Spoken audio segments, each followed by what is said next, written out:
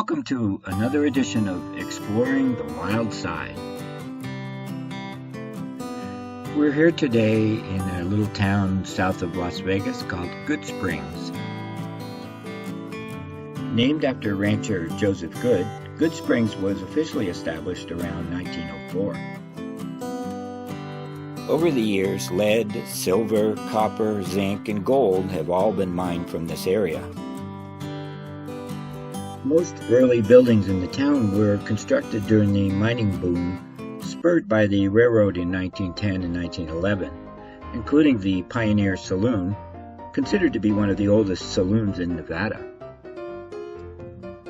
The Pioneer also has the dubious distinction of being a ghost hunter's hotspot.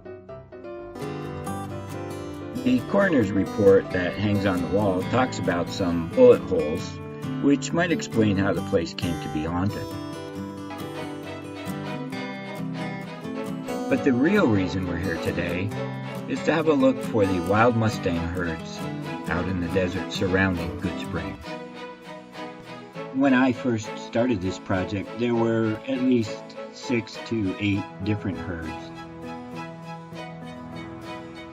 However, overcrowding does become a problem with the herds, and following a recent Bureau of Land Management roundup of over 200 horses, the remaining horses were slow to recover and can be quite skittish.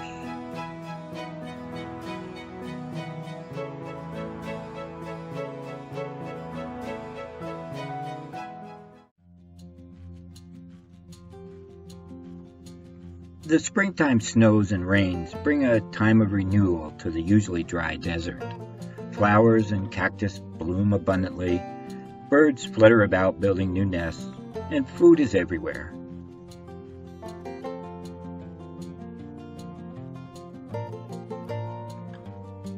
Following the recent roundup, it has taken some time to gain their trust again. But time is irrelevant here in the desert, and once again, curiosity overcomes fear.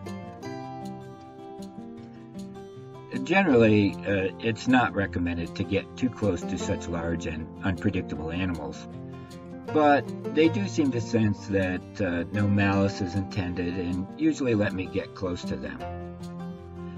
An understanding of their communication methods also promotes an awareness of their intentions.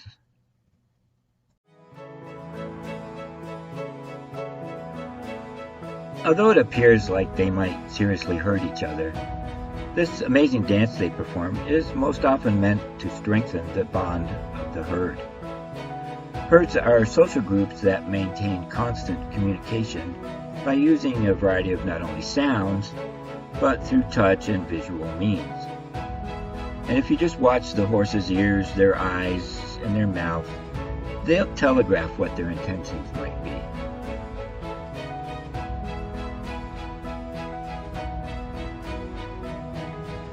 Playful antics are fine and dandy when there's time, and neither party seems to come away with any damage other than a few nips and residual marks.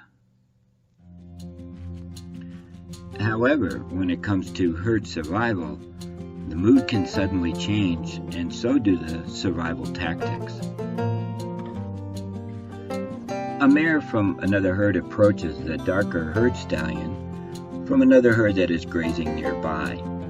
She carefully approaches the stallion in a non-threatening way. The stallion responds with some indifference, but retains the option to pursue this further. For a while, prospects seemed good that the mare might relocate, but now there's another problem. The prevailing winds have brought their scents downwind, and the mare's current herd stallion appears on the scene.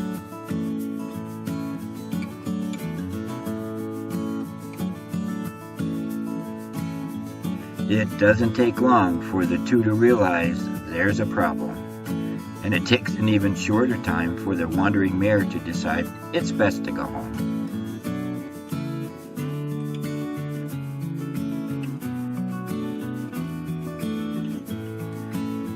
Now we're down to the more serious work of defending herd status, and and also establishing some measure of boundaries.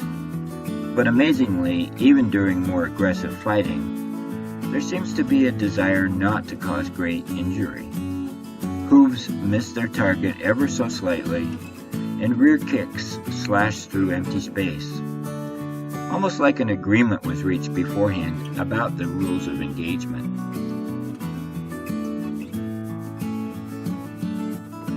Make no mistake, though, about the seriousness of the matter. The violent head shaking, standing up higher than the other, more running and head banging are all ways they communicate. At any time, this could explode into a much more disastrous fight.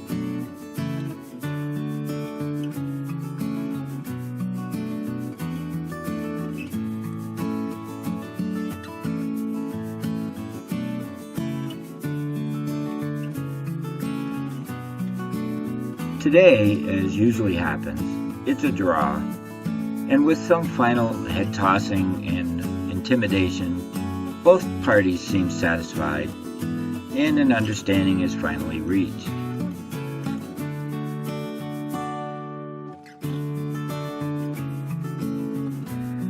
With that all said and done, both parties head home with no apparent injuries, and life moves on in the desert.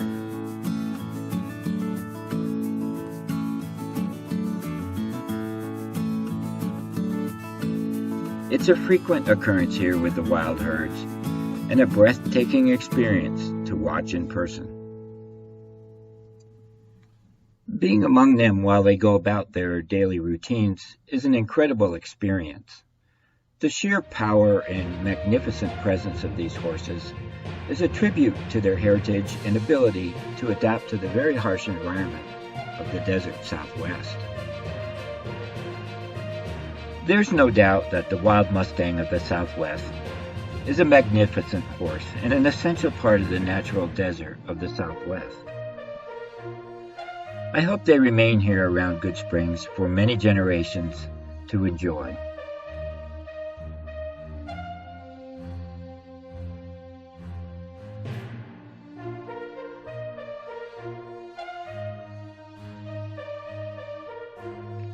Thanks for watching.